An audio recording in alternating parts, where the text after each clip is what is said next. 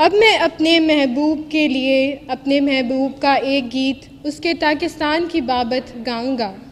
میرے محبوب کا تاکستان ایک زرخیز پہاڑ پر تھا، اور اس نے اسے کھودا اور اس سے پتھر نکل پھینکے اور اچھی سی اچھی تاکیں اس میں لگائیں اور اس میں برج بنایا اور ایک کھولو بھی اس میں تراشا اور انتظار کیا کہ اس میں اچھے انگور لگیں، لیکن اس میں جنگلی انگور لگے۔ اب اے یروشلم کے باشندوں اور یہودا کے لوگوں، میرے اور میرے تاکستان میں تم ہی انصاف کرو کہ میں اپنے تاکستان کے لیے اور کیا کر سکتا تھا جو میں نے نہ کیا، اور اب جو میں نے اچھی انگوروں کی امید کی تو اس میں جنگلی انگور کیوں لگے؟ میں تم کو بتاتا ہوں کہ اب میں اپنے تاکستان سے کیا کروں گا۔ میں اس کے باڑ گرا دوں گا اور وہ چراگاہ ہوگا، اس کا احاطہ توڑ ڈالوں گا اور وہ پامال کیا جائے گا، اور میں اسے بالکل ویران کر دوں گا۔ وہ نہ چھانٹا جائے گا نہ نرایا جائے گا، اس میں اونٹ کٹارے اور کانٹے اگیں گے، اور میں بادلوں کو حکم کروں گا کہ اس پر می نہ برسائیں۔ سو رب الافواج کا تاکستان بنی اسرائیل کا گھرانہ ہے، اور بنی یہودا اس کا خوشنما پودا ہے۔ اس نے انصاف کا انتظار کیا پر خون ریزی دیکھی، وہ داد کا منتظر رہا پر فریاد سنی۔ کلام کا پڑھا اور سنا جانا ہم سب کے لیے باعث برکت ہو، آمین۔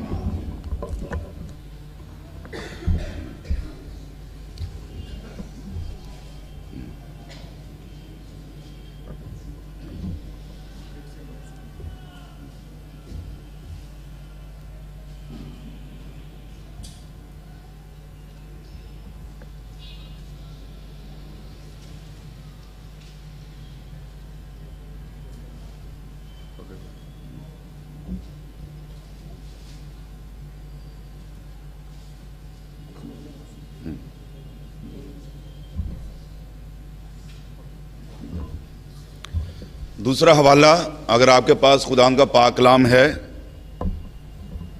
لوکا 13 باب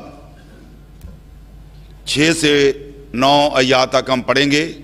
اگر بائبل آپ کے پاس نہیں، کلام نہیں، تو اب توجہ سے کلام کو سنیں۔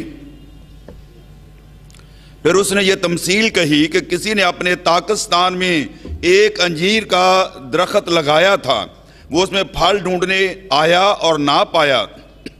اس پر اس نے باغبان سے کہا کہ دیکھ، 3 برس سے میں اس انجیر کے درخت میں پھل ڈھونڈنے آتا ہوں اور نہیں پاتا، اسے کاٹ ڈال، یہ زمین کو بھی کیوں روکے رہے؟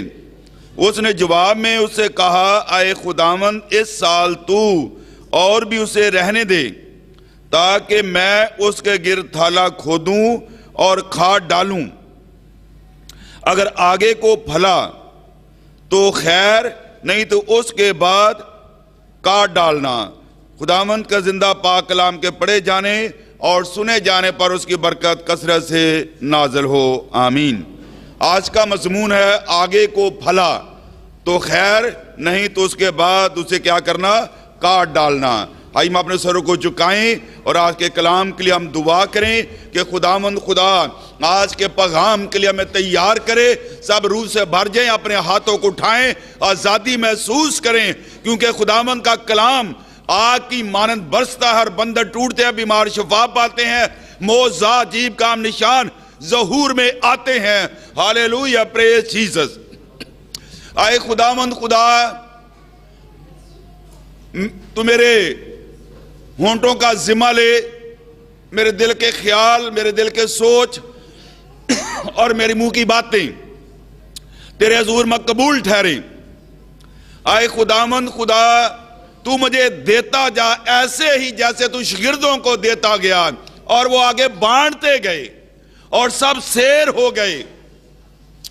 آج بڑے بادل کی مانند اے خداوند تو اپنے کلام کو نازل کر، شروع سے لے کے آخر تک تیرا روپ اور تیرا ہی دبدبا چھائے رہے۔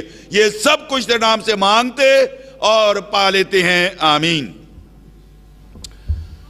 آپ سب خوش ہیں؟ سب خوش ہیں؟ آپ کی تالیاں بتائیں گی کہ آپ کتنا خوش ہیں. ہیلیلویا، پریز گاڈ، جاہو برے کی. اگر آپ اس وقت برکت پانا چاہتے ہیں تو توجہ سے خدا کے کلام کو سنیں، کیونکہ خدا کا کلام ان کو برکت دیتا ہے جو کلام کو غور سے کیا کرتے ہیں، سنتے ہیں. اور اس کا حوالہ اعمال 10 باب 44 آیت ہے، ایکٹ 10:44 لکھا ہے کہ جو کلام کو غور سے کیا کر رہے تھے، سن رہے تھے. بیٹھے بہت تھے، جیسے یہاں بیٹھے ہوئے ہیں. تو لکھا ہے کہ جو کلام کو غور سے سن رہے تھے، کیا ہوا کہ روح القدس ان پر نازل ہوا. And they are all filled with mighty power of Holy Spirit. وہ سب کے سب کیا ہو گئے، روح القدس سے بھر گئے. تو آپ بھی اپنے آپ کو پریپیئر کریں، تیار کریں. صرف ہم ہاتھ ملا کے یہاں سے نہ چلے جائیں، بلکہ ہم دعا کریں کہ اے خداوند آج کا کلام میری زندگی میں ٹرننگ پوائنٹ بن جائے. تو مجھے برکت دے اور مجھے چھو، اور اس کلام کے وسیلہ سے نہ مجھے بلکہ میرے خاندان کو بھی تو اس سال تبدیل کر اور اپنے نام کو جلال دے. ہم نے کلام مقدس میں سے 2 حوالہ جات پڑھے ہیں. ایک پرانے عہد نامے میں حوالہ پڑھا ہے اور ایک نئے عہد نامے میں. اور تقریباً یہ ایک ہی بات پرانے عہد نامے میں اور نئے عہد نامے میں ایک ہی خیال پیش کیا گیا ہے. اور ان دونوں حوالوں کو ملا کر آج شام میں اور آپ کو سیکھنے کی کوشش کریں گے. اور سیکھتا وہی ہے جو سیکھنا چاہتا ہے، برکت وہی پاتا ہے جو برکت پانا چاہتا ہے. تو اس لیے ہم توجہ کے ساتھ خدا کے کلام کو سنیں. پرانے عہد نامے میں بھی ایک گیت کی شکل میں، ایک نظم کی صورت میں خدا کے کلام کو بیان کیا گیا ہے پاکستان کے حوالے سے. اور نئے عہد نامے میں بھی خداوند خدا بیان کرتا ہے کہ کسی شخص نے اپنے پاکستان میں ایک انجیر کا درخت لگایا، اور اس کے بعد لکھا کہ وہ اس میں پھل ڈھونڈنے آیا. لگاتار پھل ڈھونڈتا رہا 3 سال تک، لیکن اس میں پھل نہیں لگا. اب پاکستان اور انجیر کا درخت یہ ایک ہی بات کو ظاہر کرتا ہے. اس سے مراد قوم بنی اسرائیل ہے.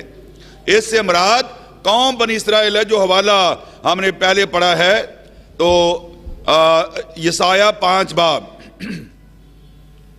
اور اس کی 7ویں آیت. سو رب الفاظ کا پاکستان بنی اسرائیل کا گھرانہ ہے، اور انجیر کے درخت سے مراد بھی قوم بنی اسرائیل ہے. اور لکھا ہے کہ خداوند کہ میں نے اپنے پاکستان کے لیے کیا کچھ نہیں کیا.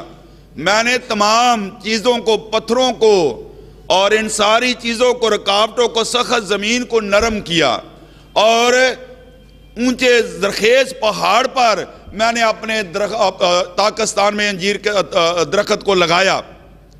اور خداوند کہتا ہے کہ سب کچھ کرنے کے باوجود بھی اس میں پھل نہیں لگا. اب یروشلم کے لوگوں اور یہودا کے خاندان، تم ہی میرے درمیان اور پاکستان کے درمیان انصاف کرو کہ میں نے کیا کچھ نہیں کیا. جو مجھے کرنا چاہیے تھا میں نے وہ سب کچھ کیا، لیکن اس کے باوجود بھی جب میں آیا تو اس میں پھل نہیں پایا. آپ جانتے ہیں کہ خداوند کا کلام زبور میں کہتا ہے کہ تو مصر سے تاک کو لایا. تو وہاں سے ہم دیکھتے ہیں کہ زبور 85, 86, 87 میں کہ میں مصر سے تاک لایا، اور خداوند مصر سے قوم بنی اسرائیل کو لے کر آیا. اور راستے میں سارے پہاڑوں کو، راستے میں جتنے بھی رکاوٹیں آئیں، سب سے نکلتے پہلے بحیرہ کلزم کی رکاوٹ آئی.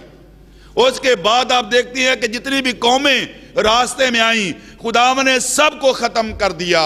اور اس کے بعد ہم دیکھتے ہیں کہ یروشلم کی ایک اس کی دیوار جو ہے، یرو کی دیوار ایک بہت بڑی دیوار جس کے بارے میں کہا جاتا ہے ڈبل دیوار تھی. باہر کی دیوار 12 فٹ چوڑی تھی اور اندر کی دیوار جو ہے 6 فٹ چوڑی تھی، اور آل ٹوگیدر 18 فٹ چوڑی تھی. اس دیوار کو خدا نے ڈھا دیا. تو خدا کہہ رہا ہے کہ میں نے تمہارے راستے میں ساری رکاوٹوں کو دور کیا اور تمہیں زرخیز پہاڑ پر لگایا, ملک کنعان میں تمہیں بسایا. جو یہ زرخیز پہاڑ جس کے بارے میں لکھا کہ شہد اور دودھ کی ندیاں بہتی ہیں, میں نے تمہارے لیے یہ سب کچھ کیا. اب جب میں پھل ڈھونڈنے آیا ہوں تو جنگلی انگور لگے, جنگلی انگور لگے, اونٹ کٹارے آپ لوگوں نے اگائے. اب میں کیا کروں گا کہ میں اس کیا کروں گا, پاکستان کو کاٹ ڈالوں گا, اس کی باڑ گرا دوں گا اور ختم کر دوں گا. یہ پرانے عہد نامے کی بات ہے. لیکن نئے عہد نامے میں خداوند خدا آپ دیکھیں شریعت میں اور فضل میں مالک کہتا ہے کہ تو یہ سال رہنے دے. پرانے عہد نامے میں کہا جا رہا ہے کہ تو کیا کر, اسے کاٹ ڈال, اسے ختم کر دے, میں اس کی باڑ گرا دوں گا. لیکن نیا عہد نامہ کہہ رہا ہے, فضل کا زمانہ کہہ رہا ہے کہ تو اس کو رہنے دے, اس کو 1 سال اور رہنے دے. میں اس کے گرد تھالا کھودوں گا اور گوڈی کروں گا, ڈلائی کروں گا اور کھاد ڈالوں گا.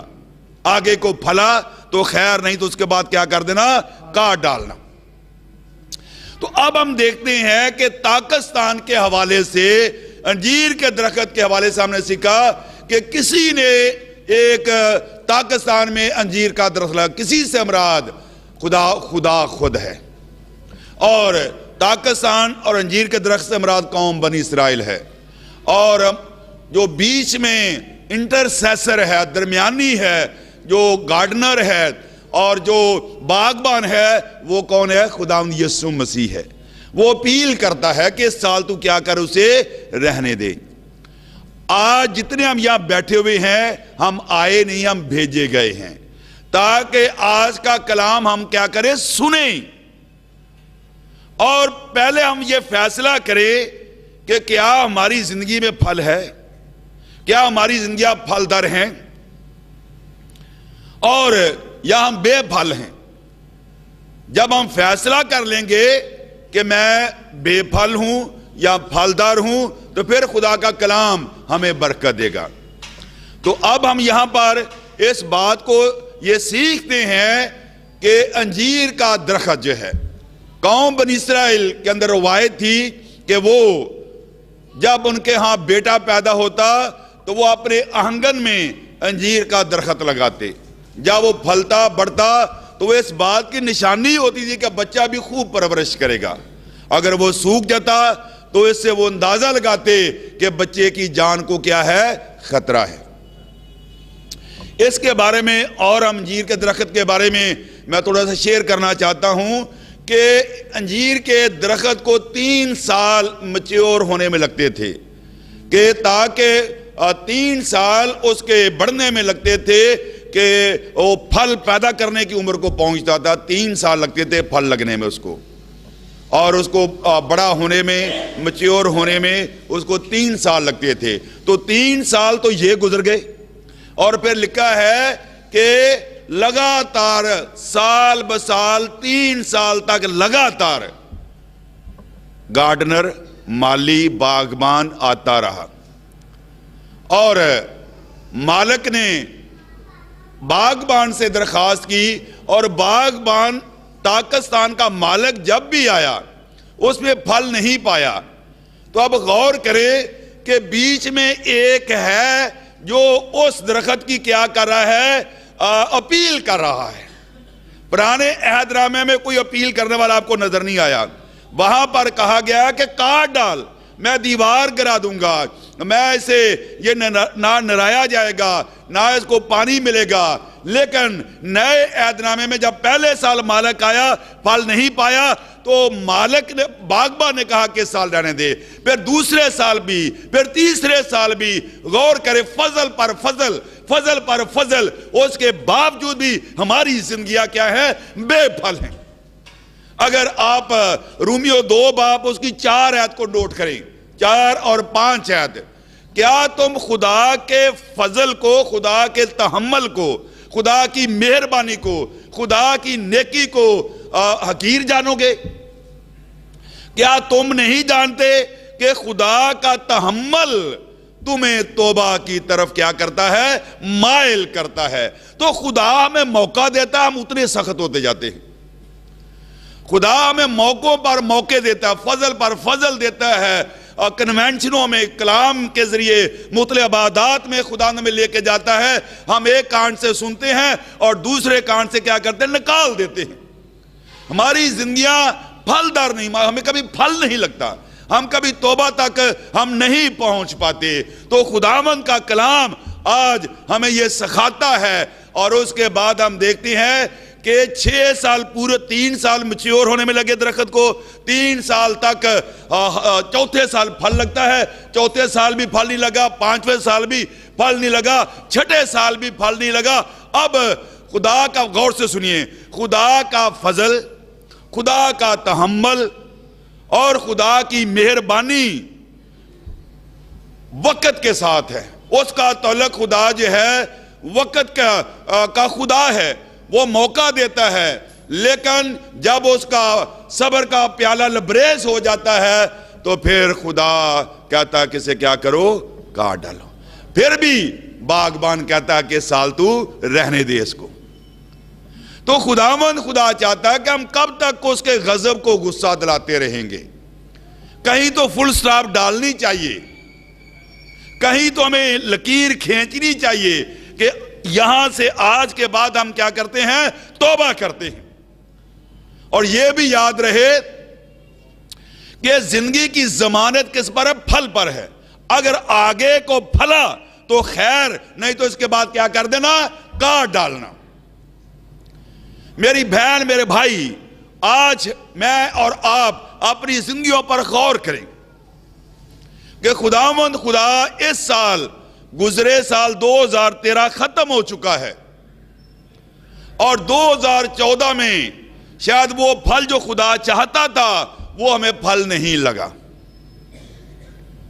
خداوند کا بندہ یونا عرف مکاشفہ 3 باب 2 آیت میں کہتا ہے کہ میں نے تیرے کسی کام کو اپنے خدا کے نزدیک پورا نہیں پایا۔ وہ ہمیں موقع دیتا ہے کہ پھل لگے، لیکن پھل لگنے کی بجائے اونٹ گٹارے ہماری زندگیوں میں لگتے ہیں۔ خدا چاہتا ہے کہ نیکی کا پھل لگے، اچھے کریکٹر کا پھل لگے، اور خدا چاہتا ہے کہ ہمیں روح کا پھل لگے، لیکن اس سے ہم کیا ہیں؟ خالی ہیں۔ اور خدا نے مجھے اور آپ کو موقع دیا ہے کہ ہماری زندگیوں میں پھل لگے۔ اب سوال یہ پیدا ہوتا ہے کہ پھل، کون سا پھل ہے جو خدا آج ہم سے چاہتا ہے کہ کس قسم کا پھل وہ ہم سے توقع کرتا ہے؟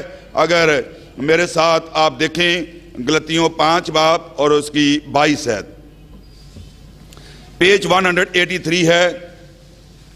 مگر روح کا پھل محبت، سب سے پہلا پھل ہمارے اندر کیا ہونا چاہیے؟ محبت ہونا چاہیے۔ آپ نے آپ کو دیکھیں کہ آپ کے جیون میں محبت کا پھل ہے۔ مگر روح کا پھل محبت، خوشی، اطمینان۔ آپ ایک ایک پر غور کریں۔ آج دنیا میں خوشی ناپید ہے، سب کچھ ہونے کے باوجود لوگوں کی زندگی میں اطمینان نہیں ہے، خوشی نہیں ہے، شادمانی نہیں ہے۔